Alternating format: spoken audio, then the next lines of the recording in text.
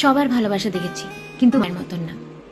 মা আমায় তখন থেকে ভালোবাসে যখন আমার কোনো অস্তিত্বই ছিল না। সবার থেকে 1 বছর হলো মা আমাদের একটু বেশিই চেনে। ঘরে আসলেই যে আমরা এত শান্তি পাই, আর সেই কারণটা মা। বাড়ি ফিরেই যার জন্য মনটা আকুপাকু করে সেটা মা। যে নিজেদের আগে আমাদেরকে রাখে সেটা মা। টাকা পয়সা, পজিশন, সাকসেস দেখে যে আমাদেরকে ভালোবাসে না, যার ভালোবাসার কোনো খাদ নেই, সেটা আমাদের মা।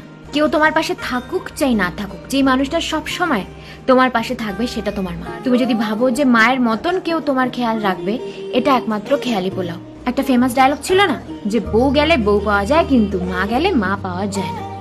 মা হচ্ছে এমন একটা ব্লেসিং যেটা কখনো রিপ্লেস করা যায় না। টাকা পয়সা, গাড়ি বাড়ি সব যাক, আবার হবে, কিন্তু মা যেন না যায়। যে আমাদের এই দুনিয়া দেখিয়েছে, দুনিয়ার সবটুকু খুশি যেন তার প্রাপ্য হয়। যখন যখন তোমার মনে হবে যে এই দুনিয়ায় তোমার জন্য কেউ নেই, শুধু মনে রাখবে যে তোমার মায়ের কাছে তুমিই তার দুনিয়া। ওই যে বলে না, যে মা মাই হয়, মায়ের মতন কেউ হয়। क्यों नहीं माँ सारी दुनिया तेरी तरह।